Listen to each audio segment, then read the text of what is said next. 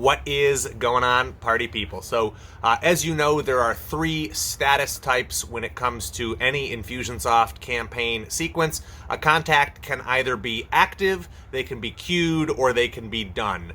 And I think active and done are probably the most straightforward. So I want to focus specifically on the queued contact concept because I believe there's some misunderstandings about it.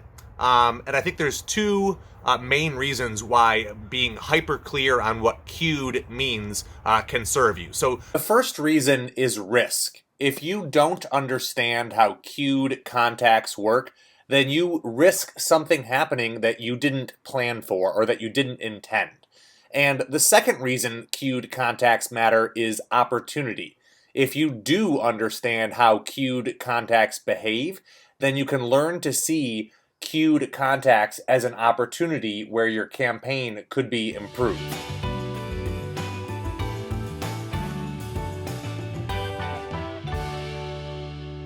The first reason is because if you don't properly understand, if you don't thoroughly really, have a good grasp of what queued means, you can cause some inadvertent communication or inadvertent automation for contacts in your database, right? So here's the reason I say that. When a contact is queued, it means that they don't have anything else planned for them, but they are still in that campaign. And so if you link up a sequence right after the sequence that those queued contacts are in, when you publish the campaign, the queued contacts are going to immediately flow through to that new sequence and start experiencing those steps in there. Now, this might be what you intended, but it also might not be what you intended, because if those queued contacts have been there for a few months or for a few years, the automation that's in your new sequence might not make a whole lot of sense to them, or worse, it might not be welcomed by them, and so you risk a spike in spam complaints or unsubscribes.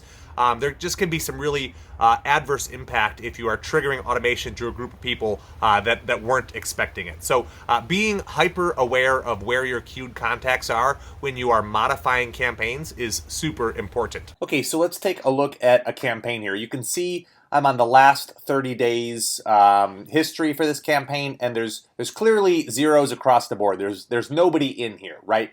So what I'd like to do next is add an additional sequence. Let's say I wanted to add a sequence that all three of these feed into that applies a tag.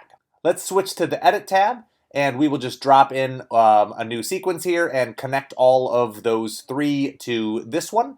And I'll just use that to apply a tag. And really, you could do whatever you like in there. But I'm going to use maybe a 30-minute delay, and then we will apply the MonkeyPod prospect tag. There we go. We'll set this sequence from draft to ready, and then we can go ahead and republish this campaign.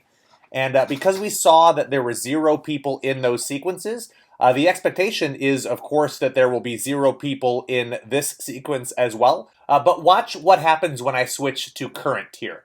So there actually are 14 people in this sequence. And if you are thinking, hey, where did those 14 people come from? The answer is that it's a little piece I didn't show you here. So take a look. Yes, there are zeros in the last 30 days. But if we switch to the current view, it kind of reveals that, oh, there are 3 people queued in this sequence and there are 11 people queued in this one.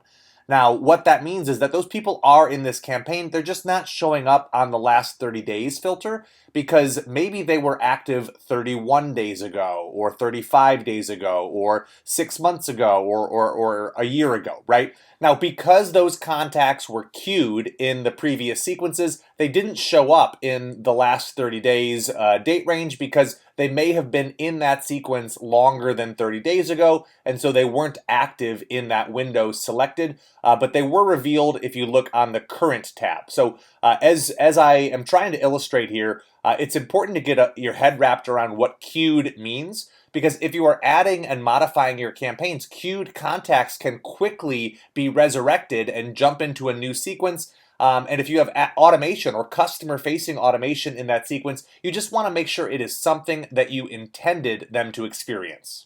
Now, the second part of modifying campaigns is within an individual sequence. When you add steps onto the end of what you have built in that sequence, anybody who's in that sequence that is queued will be reevaluated. And if those steps are in the future for them, they will be resurrected and come out of that queued stage and go back into the active stage. Now, you might be thinking, oh, that's perfect. I want to add a few steps, and those people will jump back up and they'll go into the new steps. Now, unfortunately, it's not quite that simple, because when you add those steps onto the end of whatever was in there, it evaluates the contacts based off of how long they have been in that sequence. So it won't necessarily queue them up for the first thing that you added. It'll try to use some date-based logic to determine where they would have been. So if a contact has been queued for a month and you add 4 new emails, 1 per week, well, they're going to miss those first 3 and probably queue up for that 4th one, right? So depending on how long people have been queued and how many steps you're adding, they might jump back up into sequence and get things in an order other than what you intended. Okay, so let's take a look at this using this already subscribed sequence here. You can see there are 34 queued contacts in this sequence. And if we look at the list of queued contacts there, we can sort it by their start date. And you can see some people have joined this sequence recently, and then some people have joined it years ago, so dating back to October of 2016. The point I'm trying to illustrate here is that as you add steps into any sequence that has queued contacts, not all of the queued contacts will necessarily be affected. For example, if I add a 6-month delay timer here, right? Or if I change this existing timer to 6 months instead of 1 week, it's not going to grab people that were in this sequence years ago. It's really only going to update for the people for whom this step would be in the future. So, for example, I don't know how many contacts entered this sequence in the last 6 months, but it's probably not all 34. In fact, it's definitely not all 34. So when we republish, I'm not expecting all of the queued contacts to jump back up onto that active timer. I'm only expecting a handful, or anyone that would have been in the last 6 months. Okay, and it looks like it is about 7 of the 20 or of the 34 contacts. So 7 have jumped up to that timer and are waiting for the step that we have added, but 27 are still queued. So let's do this example one more time. Let's go ahead and add another timer on the end there, but this time we'll set it for a year. So instead of 6 months, we'll just dial that up to 12. And then we'll just add the same step. It's always helpful to have a step after a timer, because if you have multiple timers and no step in between, the contacts just sort of slide to the end of that line. But this will help illustrate our point, because now we'll have 7 people. Those 7 people won't move, but more of the 27, anyone who is between 6 months and 18 months queued, will jump up onto that second timer there. So let's go ahead and republish. And as we refresh here, we should see that number 8 dial up just a little bit.